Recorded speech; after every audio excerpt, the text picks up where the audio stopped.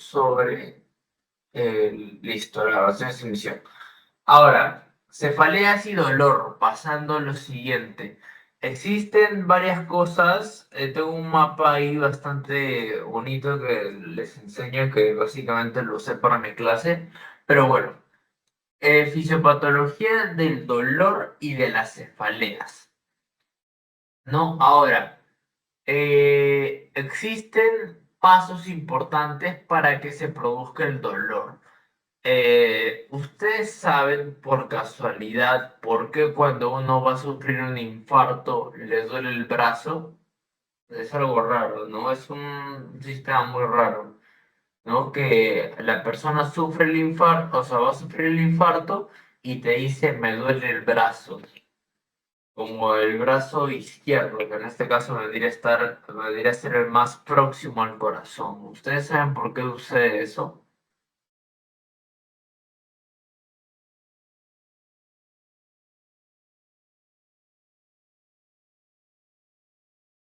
Bueno, la respuesta es bastante curiosa, ¿no? Y es más semiológica, es fisiopatológica, pero también es bastante semiológica.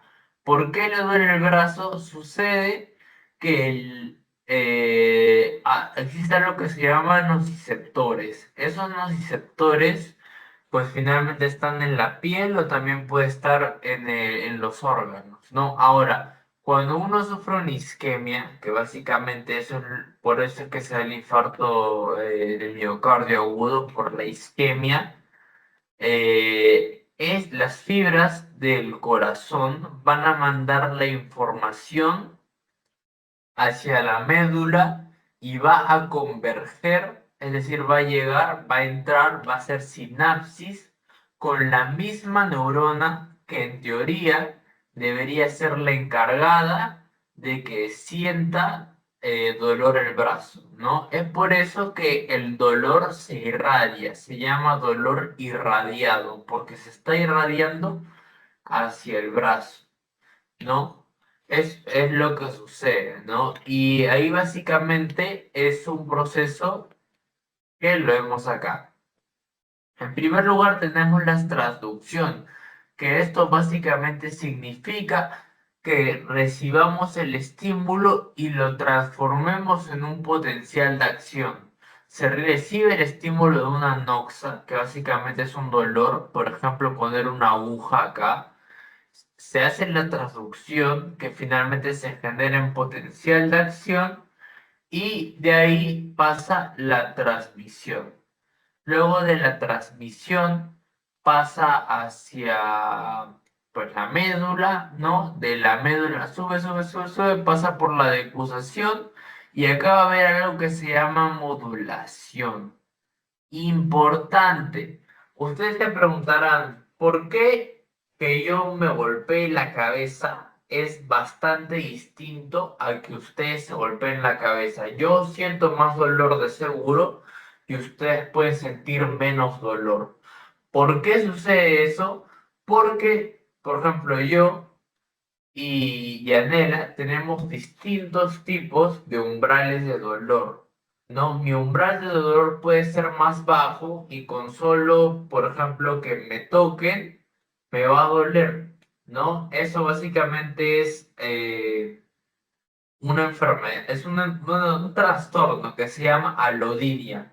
Alodinia es sentir dolor frente a estímulos no nocivos. Súper importante porque a mí me lo preguntaron y yo fallé en esa pregunta del examen parcial, alodinia. Eso básicamente es sentir dolor frente a estímulos no nocivos, ¿no? Entonces, mi umbral de dolor seguro está más bajo, yo siento más dolor y mi modulación, es decir, los opioides endógenos, que básicamente por temas de farmacología ya lo podíamos saber, es lo que disminuye el dolor, pues finalmente eso va a hacer que tu dolor, por ejemplo, Dionela, se reduzca mucho más que el mío, ¿no? Entonces por eso yo puedo sentir más dolor. Luego eso llega a la percepción y en la percepción ahí es donde pues finalmente el cerebro decide qué hacer. Hay un área que se llama M2 que está relacionada con la retirada del brazo. Por ejemplo, yo pongo mi brazo de algo caliente y siento que es caliente, pues obviamente lo saco, no lo voy a dejar ahí. Ya, pues eso es lo que significa. Ahora, existe otra cosa que se llama hiperalgesia. La hiperalgesia es sentir bastante dolor, pero es distinto a la lodiña. Acá se siente dolor por estímulos nocivos, pero mucho más de lo que debería ser. ¿No? La hiperalgesia periférica existe dos tipos, la periférica y la central. La periférica es la que se da pues en un proceso más temprano de la transmisión, ¿no? Acá se va a dar por liberación de factores inflamatorios como el factor necrosis tumoral alfa, la interleuquina 1 beta y etcétera. Entonces, esto finalmente aumenta la vasodilatación y la liberación de la histamina y aumenta el estado inflamatorio.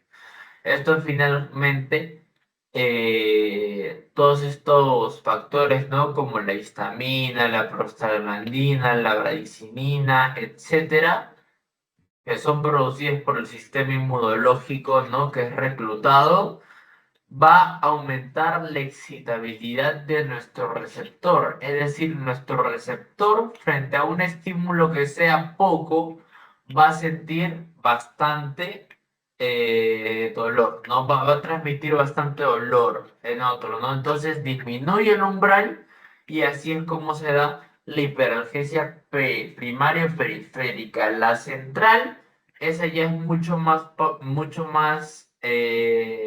tarde en nuestro proceso de transmisión de dolor y eso se explica más adelante. Acá tenemos básicamente el índice donde está el dolor, clasificación, nociceptores y neuroquímica de la nocicepción, que básicamente son los neurotransmisores que están eh, involucrados en este proceso. El sistema opioide endógeno, que era lo que les había dicho, ¿no? Nosotros tenemos un sistema farmacológico, si le quieren decir, o opioide endógeno, que básicamente lo que hace es que nosotros no sintamos tanto dolor. El dolor referido, que es justo lo que les había dicho, ¿no? El dolor irradiado es otra cosa.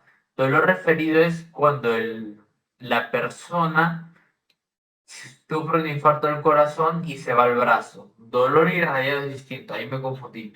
El dolor irradiado sucede por la compresión de un nervio. Por ejemplo, en una hernia lumbar, lo que va a pasar es que se está comprimiendo el nervio ciático. Si se está comprimiendo el nervio ciático, el dolor se va a irradiar por todo el nervio ciático que vendría a estar tanto en la extremidad inferior, ¿no? Por ejemplo, el paciente va a sentir dolor hasta el pie, porque su nervio ciático está siendo comprimido, ¿no? Eso es lo que sucede. Existen dos tipos de dolores, cabe recalcar, el nociceptor y el neuropático. El neuropático ya es básicamente una afección que está dentro del nervio, ¿no? El nervio ha sido lesionado. ¿Cómo te lo va a describir el paciente? Como un dolor en forma de electricidad. ¿No? No sé si han escuchado de la neuralgia del trigémino, es un dolor bastante feo en la cara, ¿no? Ahí es donde sucede, pues, ese dolor neuropático. Luego hablamos sobre cefaleas, que es una parte ya un poco más tranqui, más chill. Vamos a hablar de migraña con aura, sin aura, cefalea en racimos, etcétera, tanto las primarias como las secundarias. Listo. Y aquí está, ¿no? El dolor agudo y el dolor crónico.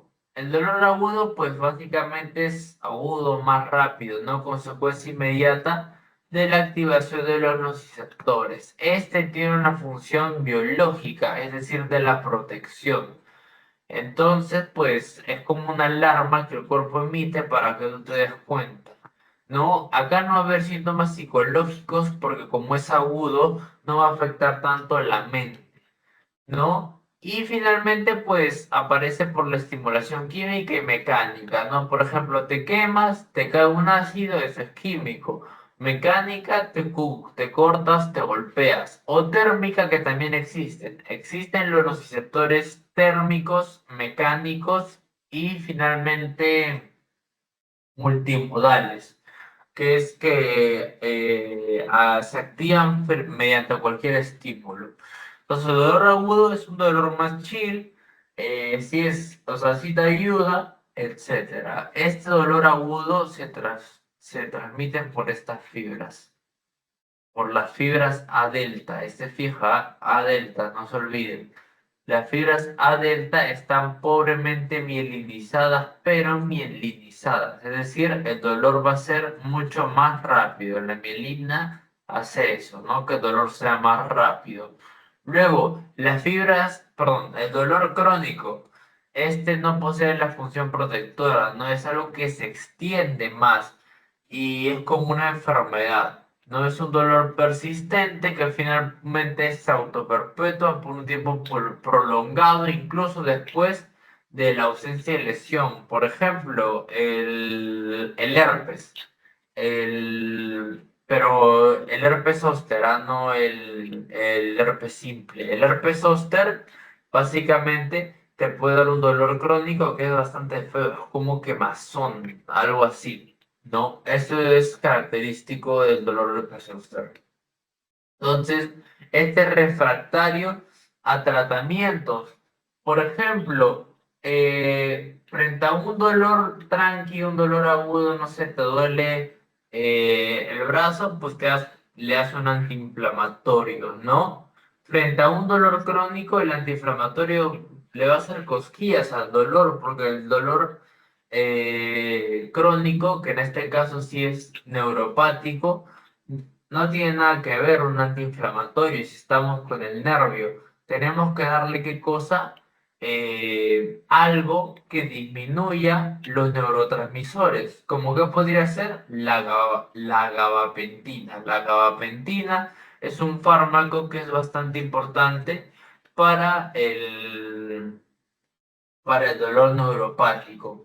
Entonces disminuye los neurotransmisores excitatorios, que es básicamente lo que te da el dolor, como el glutamato podría ser uno de ellos, y pues se calma el dolor. Entonces el dolor crónico es refractario a tratamientos. Tenemos que tener más comunicación con terapia del dolor, que básicamente es un área que, que se encarga de eso. ¿No? Y acá tenemos la clasificación que les había dicho. Dolor neuropático y dolor nociceptivo. Esto de cajón siempre va a venir. Neuropático, daño al sistema nervioso. Lo que le dije, había un daño a un nervio. Lacinante, urente, punzante, mucho peor, ¿no? Y acá sí puede haber adormecimiento, parestesias, déficit de nervios afectados, dolor a menudo evocado por estímulos no dolorosos, lo que le dije, alodinia, o respuesta exagerada a estímulos, hiperalgesia. Acá lo voy a poner. Esos términos, aunque ustedes crean que no venga, sí vienen y son bastantes. Y no solo se usa en la parte de fisiopatología, también se usa en semiología. No, por ejemplo, acá yo no les voy a hablar de la licia, ¿no? Que la licia básicamente es como que términos para ver cómo el paciente está con su dolor, ¿no? Localización, irradiación, atenuación, agravación, etcétera, ¿no? El carácter. El dolor neuropático va a ser frecuente y la radiación va a ser un dolor irradiado, lo que les había dicho, ¿no? Por ejemplo, una compresión lumbar, la irradiación se va por el nervio ciático hasta la parte distal del pie, ¿no? Mientras que en el dolor nociceptivo no sucede eso. Los paroxismos también son frecuentes. Los signos autonómicos, cambios de color, temperatura, diaforesis también puede ser frecuente en pacientes. Ahora, el dolor disectivo, este es más chill, ¿no?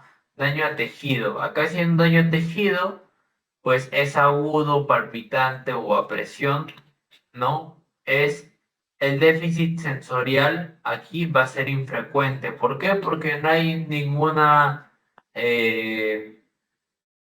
eh, ninguna lesión en los nervios, ¿no? Por eso no va a pasar. En el déficit motor tampoco, a no ser que básicamente pues te hayas golpeado el brazo bien fuerte, pues, ¿no? Y obviamente ahí sí vas a tener debilidad, pero no es característico este dolor, eso es lo que me refiero. La hipersensibilidad. En el órgano digestivo sí, pero solo en la zona cercana a la lesión. Por ejemplo, me raspé, me caí de la bicicleta, obviamente pues mi rodilla, que es la parte donde me raspé, va a estar más sensible, ¿no? Pero no mi pie, por ejemplo, ¿no? Que eso básicamente sí sucede en el dolor neuropático. El carácter, acá no hay irradiación y es poco común, ¿no? El paroxismo es poco común y finalmente los signos autonómicos también son poco comunes, ¿no? Por ahí un chinchón, o hablando en términos médicos, ¿no? Un hematoma, etcétera. Eso básicamente es lo que sí puede haber. Ahora, los nociceptores. Estos son bastante importantes. Estos están en la piel, acá lo voy a poner, en la piel y también en los órganos, ¿no? En las vísceras. Así lo ponen algunas bibliografías. El de la piel obviamente va a ser más preciso, ¿no? Por la misma razón de que están más cercas, mientras que acá en los órganos no tanto. Ahora, existen los receptores, ¿no? Acá los que les he dicho. Los térmicos, fibras tipo A delta y finalmente por temperaturas, tanto menor a 5 grados o, o más de 45 grados. También hay una explicación muy bonita sobre la neuroquímica de esto, ¿no? Cómo tú el frío lo sientes dolor, ¿no? O cómo tú el calor lo sientes dolor. No sé, por ejemplo, has comido una menta, ¿no? Y finalmente pues te da bastante dolor, ¿no? O cómo has comido ají y finalmente te arde bastante, ¿no? Ahí hay un tema bastante bonito sobre neurotransmisores que se ve más adelante. Los nociceptores químicos por la presión, obviamente, ¿no? Me meten un cuchillazo, pues obviamente lo voy a sentir, ¿no? Me va a doler bastante. Los nociceptores polimodales, estos son los que le dicen, ¿no? Son bastante más eh, más versátiles, o sea, se activan frente a cualquier cosa y estos ahí, esos son la mayoría, este fijo, la mayoría y finalmente pues a estímulos mecánicos y están asociadas a fibras tipo C, más lentitas son, ¿no? Y acá tenemos, ¿no? Pues el estímulo doloroso, esta es una agujita, si nos damos cuenta, el receptor nervioso, nuestro nociceptor, va por la vía sensitiva, finalmente entra a la médula, luego sube la decusación y llega a la zona de la sensación dolorosa, el cerebro lo interpreta y decide qué hacer, ¿no? Obviamente, cuando tú estás, por ejemplo, no sé si han escuchado ustedes sobre personas que le meten un cuchillazo y no lo sienten hasta que están fuera del peligro. Ahí se activa la adrenalina. La adrenalina, pues básicamente disminuye el dolor, se activan los opioides endógenos y no sentimos el cuchillazo. Cuando ya estamos en un lugar seguro, pues obviamente ahí sí nos desmayamos, ¿no? Pero mientras tanto, no. Eso es lo que sucede con el cerebro y con su versatilidad. Aquí tenemos los receptores, ¿no? Miren, bastantes receptores hay, ¿no? Los cannabinoides, que básicamente es activado por el efecto de los cannabis, los opiáceos como la morfina, la heroína, etcétera, entran ahí. ¿no? Las interleuquinas, prostaglandinas, etcétera. Aquí los ionotrópicos tienen bastante parte importante acá porque básicamente se activan algunas cosas, ¿no? Y aquí están los neurotransmisores. El glutamato es el que quiero que se acuerden. El glutamato es bastante importante porque es un neurotransmisor excitatorio. Este glutamato básicamente va a hacer que el dolor sea sentido en una forma mucho más fuerte. Y acá ustedes ven esto y se quedan locos. No, es bastante, pero acá no se preocupen, acá solo vamos a ver algunos, ¿no? Acá hay bastantes receptores, bastante, pero puse una imagen mucho más bonita que es la de acá.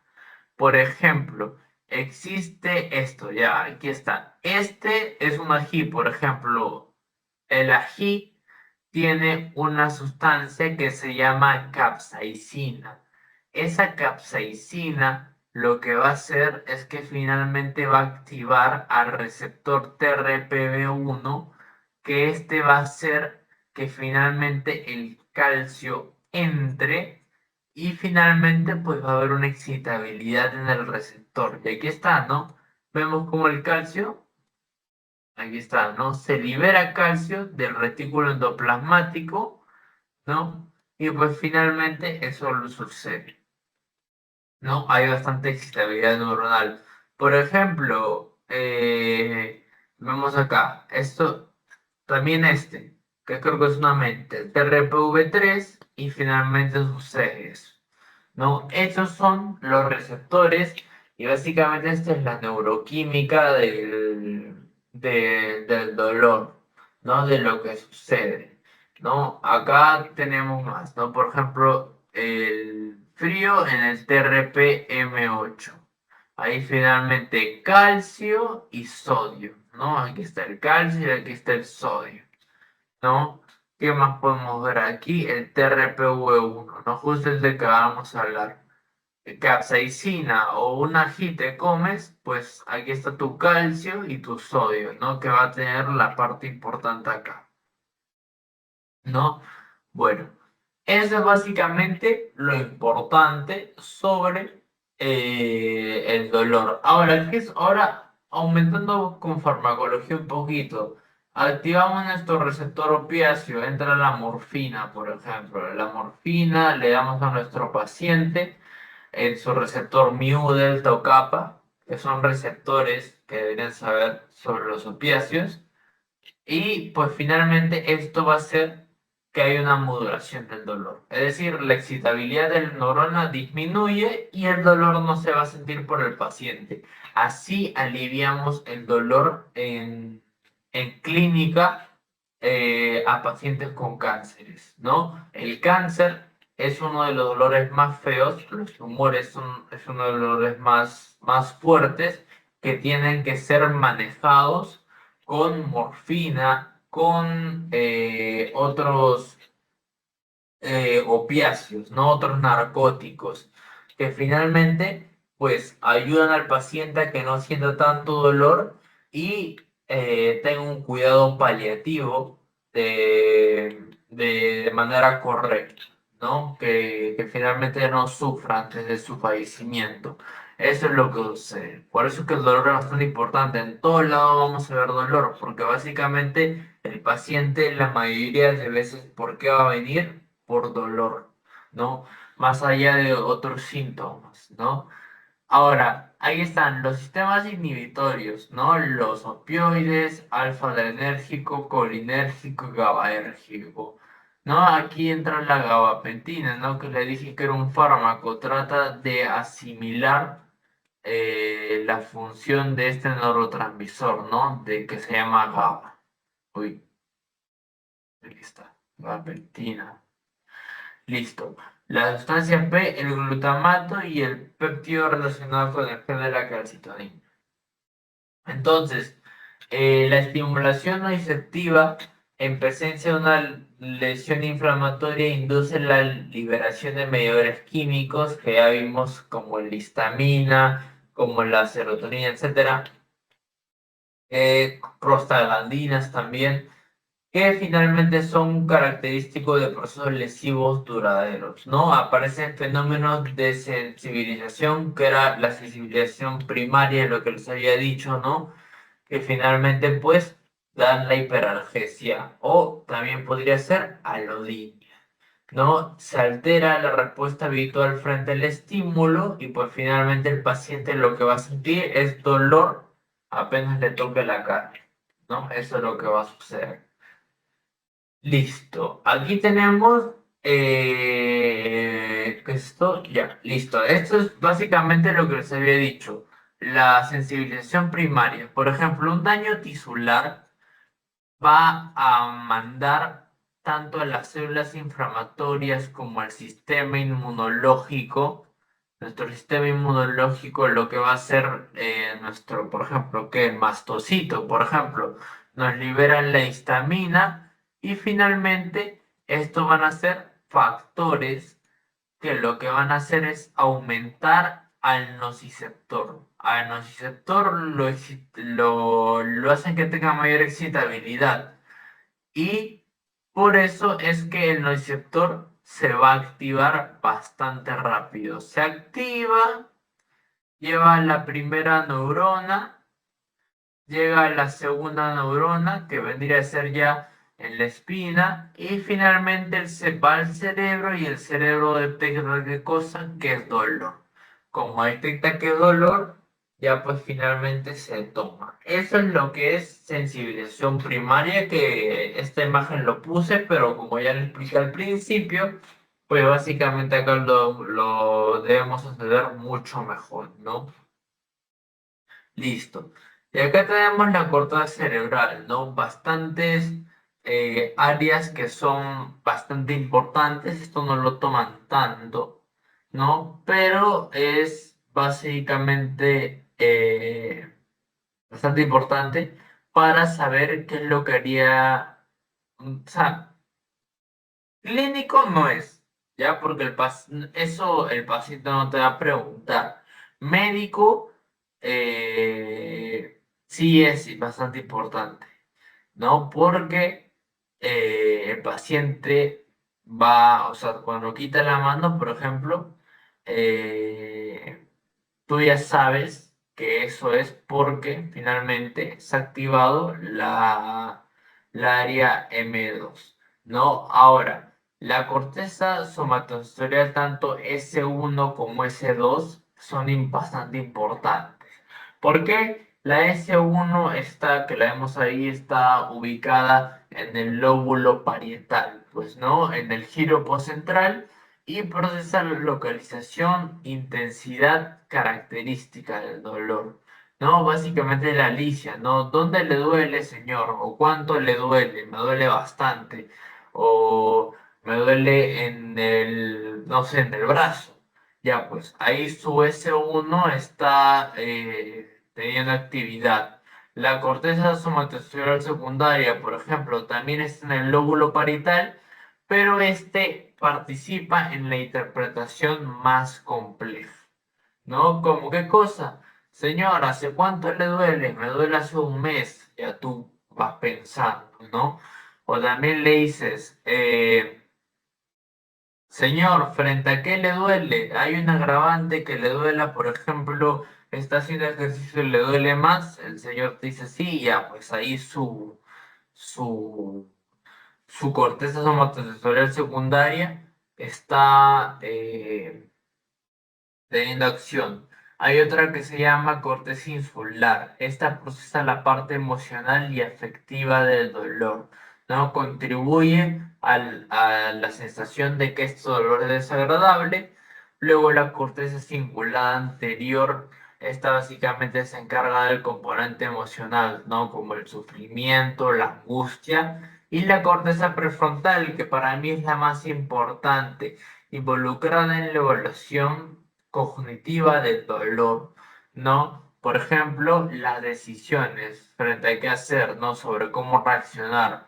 Por ejemplo, uy, me duele demasiado no sé, el abdomen, justo por el abdomen en la parte baja, ¿sí? Te lo va a referir el señor, ¿no? No te va a decir que le duele en el flanco, ¿no? Que básicamente es el término médico. Te va a decir, me duele en la parte de abajo. Te va a decir, me duele cerca de la costilla. No te va a decir hipocondrio derecho, ¿no? Y entonces, pues, el señor va a utilizar su corteza prefrontal y va a decir, tengo que ir al médico o al médico, y ahí, pues, tú ya evalúas, ¿no? Eso es lo que sucede. Listo. Ahora, nuestro sistema opioide endógeno, lo que les había dicho, no, estos son bastante importantes. Se origina en la sustancia gris periacueductal. Fija de fijas, ¿ah? Por favor, apréndanselo. Y aquí está, ¿no? Sustancia gris periacueductal. Aquí está. Sustancia gris periacueductal va, una parte va al locus coeruleus, y ahí que hay noradrenalina, pues de acá finalmente sale también otra parte, ¿no? Que es la parte noradrenérgica, que finalmente también va a activar a la parte serotonérgica, ¿no? Que finalmente también son adecuadas para contribuir a que el dolor no sea tan grave. Luego de locus coeruleus sale también otra parte, ¿no? Que finalmente va a ir al núcleo del rafemagno, y del rafemagno pues también va hacia acá, ¿no? Que es la parte, esa parte de la serotonina. Eso por lo que es de la parte de noradrenalina y serotonina, que ya lo conocemos bastante bien, ¿no? Ahora, existe otros que son bastante importantes, que básicamente son los de acá. Estos son, ¿no? Estos básicamente tienen la función de una morfina, ¿no? La morfina básicamente se basa en ser una molécula bastante igual a todas las de acá, ¿no? Que básicamente tienen el mismo objetivo. ¿Cuál es el objetivo? Disminuir el dolor. Acá tenemos algunos de ellos, ¿no? La beta endorfina, la endomorfina 1, endomorfina 2, metencefalina, leucefalina, dinorfina A, dinorfina B, orfanina. Ahora, los receptores, ¿cuáles son? Mu delta, mu, etcétera. Delta, delta, kappa, kappa. Esto no se lo aprendan. O sea, apréndanselo sí. O sea, se lo van a aprender igual. Cuando vean fármaco van a ver esto, ¿no? El doctor lo pone bastante claro, todo este tema de los receptores, ¿no? Pero apréndanselo como si fuera fisiología, porque esto es bastante importante en la parte del dolor, ¿no? Y aquí están los péptidos, por favor, no se olviden de estos péptidos. Los péptidos sí apréndanselo. La endorfina, la encefalina, etcétera, ¿no? Eso es lo que es bastante importante en el sistema opioide.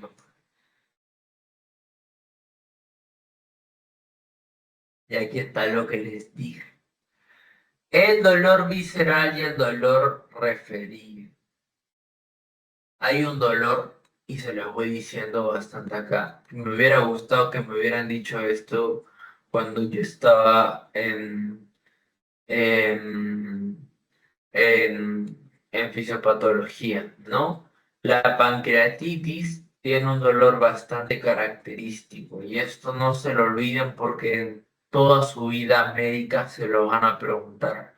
La pancreatitis tiene un dolor característico. ¿Cómo es el dolor de la pancreatitis? En forma de cinturón. Por favor, no se lo olviden. En forma de cinturón es el dolor de la pancreatitis. Es un cinturón, perdón, es un cinturón, es un dolor referido, ¿no? El paciente lo siente así, acá como estoy dibujando, y se va hasta atrás, pues, ¿no? Un dolor en forma de cinturón lo siente, tanto en la parte anterior como en la parte posterior, ¿no? Así el paciente te va a decir el dolor cuando llegue a la, a la consulta, ¿no? Por ejemplo, en uno de mis primeros días de medicina 1, en la clínica un paciente me dijo que tenía un dolor en forma de cinturón. No me lo dijo así, sino me dijo que sentía dolor en la espalda y también en el abdomen, ¿no? Pues yo no sabía eso. A los 3 días el paciente murió porque era una neoplasia de cabeza de páncreas, ¿no? Que también es bastante característico el dolor así.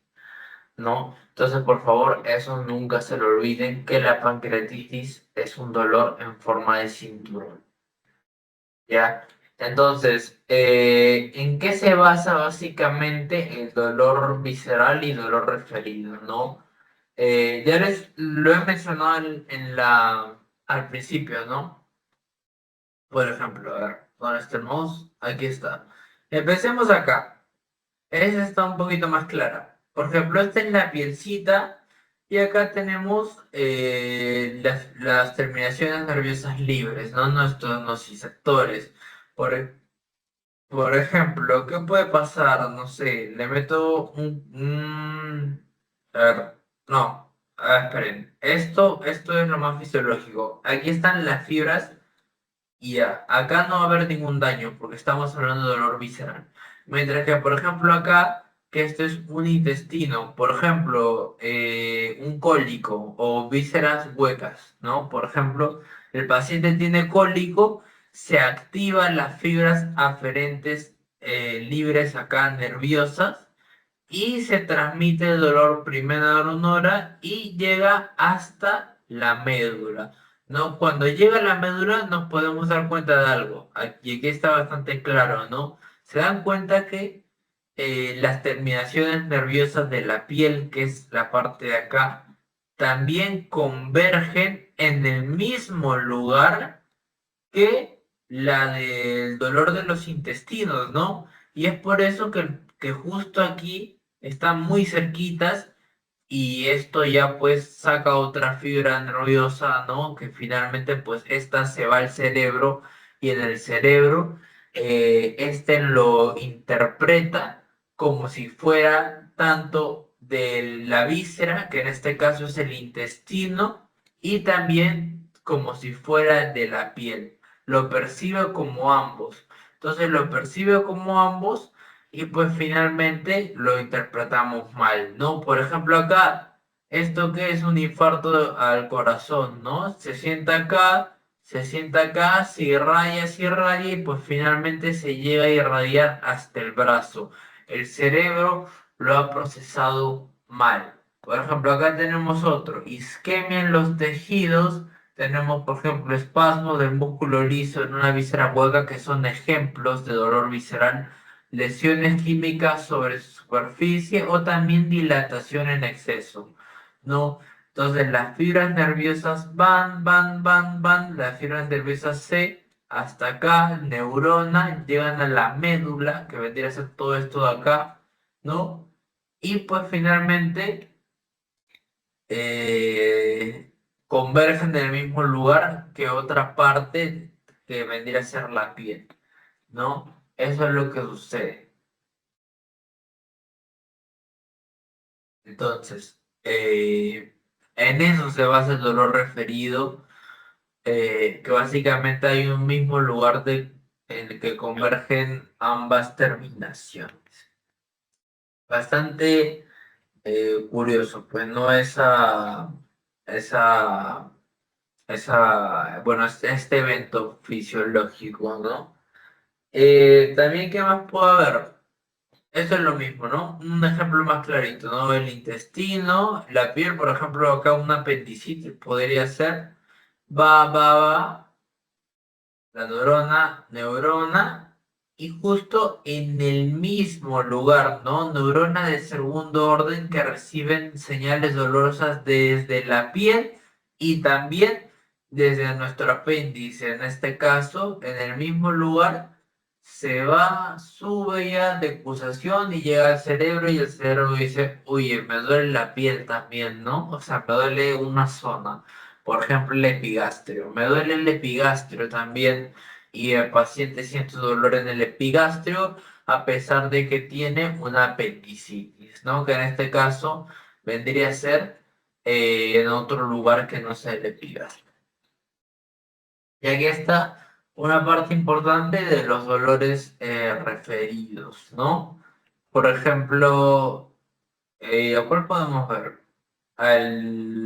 Ya, por ejemplo, el corazón, ¿no? Lo que le dije, toda la parte interna del brazo se va hasta acá, ¿no? Hasta el dolor meñique. Se siente algún dolor en el corazón, ¿no? Ahí está el páncreas, lo que le dije, ¿no? Dolor en cinturón acá y también en la espalda. Bastante bonito, ¿no? Miren, el hígado y la vesícula biliar, por ejemplo, no sé, una colecistitis, finalmente también se siente atrás, ¿no? Ahí hay un signo que se llama signo de Murphy, que lo deben haber visto en anatomía, que básicamente es para evaluar eso, ¿no? ¿Qué más podremos ver acá? Bueno, el ovario, justo acá, pues, ¿no? Una parte bastante eh, no tan alejada, ¿no? El apéndice, acá lo tenemos el apéndice, etc. Pues, ¿no? Esos son los puntos más importantes, ¿no? El pulmón no siente dolor en realidad, ¿no? Pero lo que siente dolor es la pleura. Y también se siente. Listo. Alteraciones clínicas, la hiperalgesia. Miren esto. Se ha quemado bastante feo, ¿no? Así que va a sentir un dolor brutal. Bueno, la primaria, que básicamente es la primera imagen que puse, ¿no? Ya lo he repetido dos veces, entonces sería la tercera. Por ejemplo, le cayó acá una espina, no sé. Se da liberación de factores inflamatorios, ¿no? Factor de necrosis tumoral, interleuquina 1B, etcétera. Y pues finalmente eso aumenta la excitabilidad, reduciendo el umbral. Esto es lo periférica primaria, se da en la parte de per- tras, percepción, en la parte de la percepción se da, ¿no? Porque justo ahí es donde el nociceptor tiene que eh, traducir el dolor, ¿no? Ahora, la hiperexcitabilidad de la primera neurona, esta ya se da en una parte más, más alejada, ¿no? En la parte de la transmisión, ¿no? Acá, por ejemplo, una hiperexcitabilidad, ¿qué es lo que va a hacer? Que el calcio sea mucho mayor, se eleva mucho más. Hay bastante calcio, calcio, calcio, calcio y pues finalmente el glutamato también. El glutamato también se eleva, se eleva, se eleva y finalmente van a este espacio para hacer sinapsis con la segunda neurona a través del receptor NMDA y AMPA. El calcio entra, entra, entra y también qué es lo que genera que hay una hiperexcitabilidad de la segunda neurona.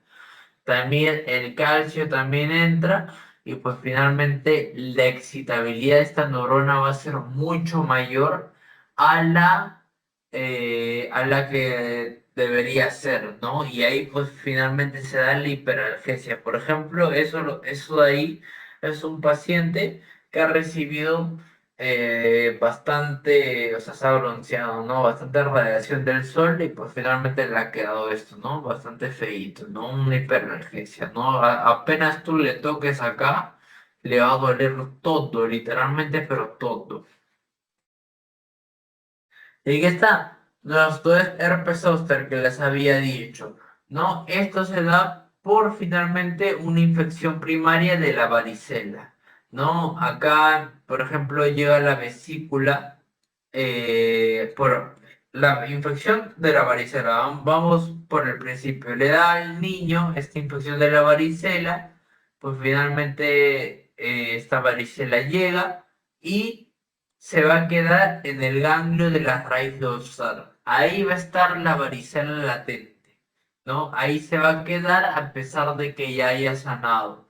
Luego, en algún momento, más adelante, el herpes zóster va a entrar, se va a dar la reactivación por el herpes zóster y todo de acá de la varicela zóster que finalmente se había almacenado en el ganglio de la raíz dorsal va a converger y pues finalmente va a llegar hacia la piel y va a crear estas vesículas. Estas vesículas son súper dolorosas y tienen un dolor de característica como si fuera quemante. Y aquí está, ¿no? Esta parte, la parte del tórax, ¿no? Estas vesículas de acá que son bastante dolorosas al momento de la palpación. El paciente va a decir que le duele demasiado y que le quema. Así básicamente es el herpes zóster, ¿no? Y ahora las cefaleas. Estas cefaleas son, la mayoría de ellas son más frecuentes en mujeres, cabe aclarar. Hay una que es más frecuente en hombres, ¿no? Pero la frecuencia acá es más frecuente en mujeres. La prevalencia, 96% a lo largo de la vida, y la cefalea tensional es una de las más comunes, ¿no? Se siente como si se estuvieran jalando el cabello, algo así. La migraña, ¿quién no ha sentido nunca migraña en su vida, no? Pero acá solo el 10%, ¿no? La verdad es que yo nunca he sentido ninguna cefalea intensa. Creo que cefalea en racimos una vez, ¿no? Y aquí está, predominio femenino y de 25 a 55 años, ¿no? Porque sea distensión o tracción, vasodilatación de venas y arterias, compresión, tracción o inflamación de los nervios craneales, espasmo, inflamación de los músculos craneales, irritación meningia y aumento de la presión intracraneal, ¿no? Eso es básicamente lo que sucede. Y ahora, acá hay básicamente teorías, ¿no? De por qué sucede la generación del dolor. Dilatación de los vasos meningios intracraneales no se activan y finalmente el trigémino, que es el que lanza sus ramas así, ¿no? Y acá la maxilar, la mandibular, etcétera, que finalmente estas son las que se activan, ¿no? Así se percibe el dolor en la cabeza, ¿no? Luego la liberación de neuropéptidos, ¿no? Que finalmente son activados por las raíces del trigémino, ¿no? Y finalmente liberan sustancia P, neuroquinina A y gen relacionado con la regulación del péptido de la calcitonina, ¿no? Los impulsos del dolor, que aquí están los nervios sensoriales periféricos, ¿no? Primera y segunda neurona, que ya lo hemos visto, ¿no? Y también los tres primeros nervios cervicales también están implicados en el dolor de la cabeza, tanto los que vienen de C1 como C2 y C3. Listo. Y ahora, acá hay una parte bastante importante, ¿no? De cómo se percibe el dolor, ¿no? Por la parte oftálmica, por la maxilar y la mandibular del trigémino, van hacia acá y pues finalmente llegan hacia la médula, ¿no? Y de la médula también vemos acá que está saliendo las de la parte cervical, ¿no? Las C1, C2 y C3 llegan hasta acá y pues finalmente van a subir. No, suben, suben, suben, suben y se juntan con la del trigémino. La diferencia, en realidad la modulación del dolor, perdón, la transmisión del dolor tanto corporal, es decir, me refiero al tórax y a las extremidades inferiores, como la de la cara es similar. La única diferencia es que en el de la cara o de la cabeza va a actuar el quinto par craneal, que es el trigémino, ¿no? Y el trigémino lo que va a hacer es que va a ser todo igual, pero el trigémino va a entrar a los núcleos. Va primero a entrar a los núcleos y de ahí ya va a ser lo mismo, ¿no? Por la médula sube, sube, sube, sube, llega al tálamo, a la corteza prefrontal, somatosensorial, etcétera. Es lo mismo. La única diferencia es que entran los núcleos. Eso es bastante importante que lo sepan. Y en lesiones supratentoriales va a estar implicada la región frontal, es decir, la V1, que es la primera rama del trigémino, y en lesiones infratentoriales la occipital y la suboccipital, es decir, C2 y C3. Aquí está, indicadores, esto más semio, ¿no? Indicadores de advertencia para el dolor. Por ejemplo, el dolor que siente, nuevo dolor de cabeza en pacientes mayores. Examen neurológico normal que incluye papiledemia y cambio en el estado mental. Por ejemplo, el paciente está en Glasgow, ¿qué? 7. Obviamente esto va a ser signo de que puede ser una CV, por ejemplo. ¿No? Cambio en el patrón de dolor de cabeza, un dolor de cabeza progresivo, no un dolor de cabeza que haya aumentado conforme haya pasado los días. Nuevo dolor de cabeza, ¿no? Como un cáncer, enfermedad sistémica, rigidez en el cuello.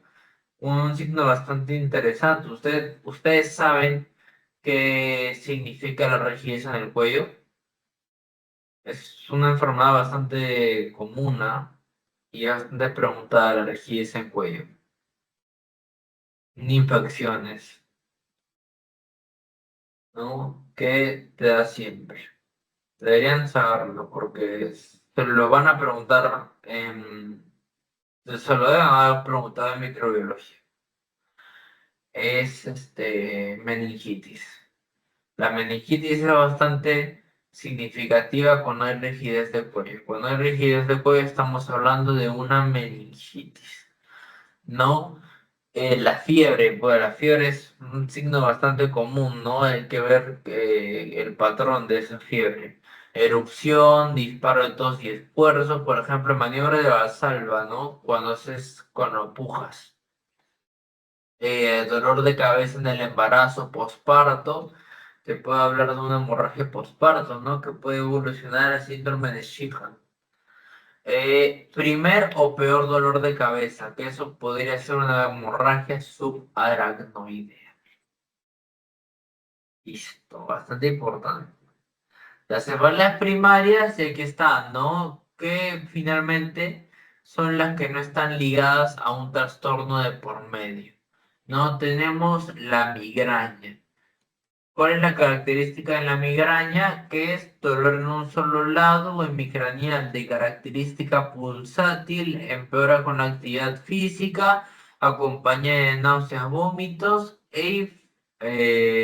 fotofobia, ¿no? Hipersensibilidad a la luz y también al ruido. La duración de 4 a 72 horas. Ahora, ¿cuál es la diferencia entre con aura y sin aura? ¿No? Con aura van a ser características específicas, síntomas asociados, por ejemplo, crisis recurrentes de varios minutos, duración de síntomas visuales o sensitivos del sistema nervioso central, ¿no? De localización unilateral, que básicamente lo que les he dicho, y esto, completamente reversibles y de manera gradual, y preceden de una cefalea entre 5 a 60 minutos, mientras que sin aura son más focales, transitorios, que suelen preceder y en ocasiones acompañar la cefalea. Esta ya, la primera diferencia, el tiempo. La de con aura es máximo 1 hora, mientras que la de sin aura es solo hasta 72 horas. Aquí también es unilateral, pero también pulsátil. La intensidad es de moderada a grave y empeora con la actividad náusea. Fotofobia y fonofobia, que básicamente es lo que les he dicho. Acá lo que importa son las características. Miren, acá por ejemplo hay fotofobia y fonofobia. Aquí no, no, pues acá no, acá también hay, pero la diferencia es esta, bilateral. En el tensional es bilateral, mientras que acá es unilateral. Por ejemplo, ahí tenemos la primera diferencia, ¿no? Los agravantes, ¿cuáles son? El estrés, la localización también es bastante importante, acá es frontotemporal, y los atenuantes son el reposo. No, la intensidad es de leve a moderada, el carácter es de carácter opresiva y bueno, pues con fotofobia y fonofobia. Esto es la Alicia, ¿no? Esta es la Alicia. Localización de L, atenuantes y agravantes de A, la intensidad que es la I, el carácter que es la C. Pues no, eso es la licia. Ahí faltan un par más, ¿no? Eso es la licia, bastante importante en la semiología, que acá también los ponen, ¿no? Etcétera. Y aquí está, ¿no? Está vinculada con lo que le dije, ¿no? La contracción sostenida de los músculos de cabeza y cuello, como si te estuvieran jalando el cabello o como si estuvieran amarrando el cabello así en la mañana bien apurado, si te duele bastante, ¿no? Eso básicamente es la cefalea tensional. Y aquí está el diagnóstico diferencial. ¿Qué lo diferencia de la tensional y de la migraña? La migraña tiene aura mientras que la tensional no. El carácter, primera diferencia, opresivo es en el tensional, como si te estuvieran presionando la cabeza, mientras que la migraña es pulsátil, como si te estuvieran latiendo, ¿no? Los acompañantes, fotofobia y fonofobia, pero la diferencia es que acá se suman las náuseas y los vómitos. En la tensional, con el ejercicio, no empeora, mientras que con la migraña, con el ejercicio, sí. Y aquí está, cefalea en racimo. Este fue el que me dio mía. Bastante doloroso, la verdad. ¿No? Son ataques de dolor intensos, taladrantes, de carácter uniforme y son localizados en la región periorbital, es decir, alrededor del ojo. ¿No? Acá puede estar el ojo enrojecido, con lagrimeo, con petosis, miosis y edema de párpados, ¿no? La parte importante es rinorrea o obstrucción nasal. ¿Cuáles son los criterios diagnósticos? Tiene que ser uno de ellos, ¿no? Por ejemplo, ¿qué podría ser? Unilateral de intensidad severa en región orbitaria. Eso ya básicamente te dice, ¿no? Te dice ¿qué es esto? ¿No? Con la duración de cuánto? De 15 a 180 minutos. ¿No? La frecuencia de los ataques también es bastante importante, ¿no? Una vez cada 2 días o 8 al día.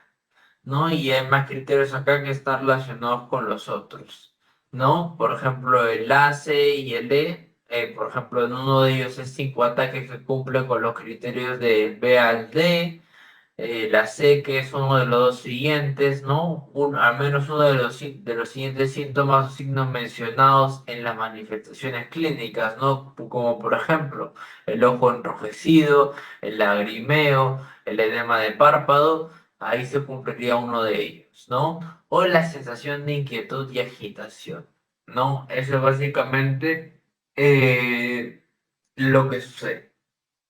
No, ¿cómo diagnosticarlo? Acá lo que me interesa más que el diagnóstico es que se aprendan las características, ¿no? La clínica de esta cefalea en racimos. No, y aquí están las cefaleas secundarias, creo que esta es la última. Por ejemplo, una infección, una hemorragia subaracnoidea, un tumor cerebral, los desórdenes vasculares, traumatismos o por abuso de medicación. No hay algunos medicamentos que te hacen doler la cabeza, eso básicamente es lo que sucede. Aquí está la meningitis, que es lo que les había dicho. No, inflamación de la parte subaracnoidea y pues finalmente se caracteriza porque el cuello va a estar rígido del paciente, ¿no? Lo que también puede ser acá, uy, un tumor, ¿no? Un tumor acá en el cerebro que finalmente pues va a hacer que el dolor sea bastante intenso. O la hemorragia subaracnoidea, ¿no? Acá vemos, ¿no? Este aneurisma pues al final reventó y acá tenemos todo la sangre que finalmente está saliendo. Obviamente va a haber ya algún punto donde va a haber una isquemia acá, ¿no? Una isquemia y finalmente va a terminar en una CUV. El paciente finalmente fallecerá. No, si es que no se actuó rápidamente.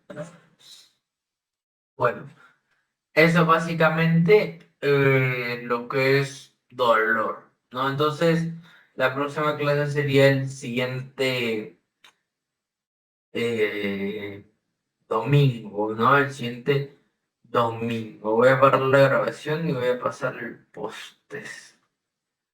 Listo. El día de ayer hicimos convulsiones, ¿no? Entonces el S1 ya está cubierto y S2 también. Que básicamente era esto, ¿no? Faltaría síndromes febriles, eso es lo que faltaría.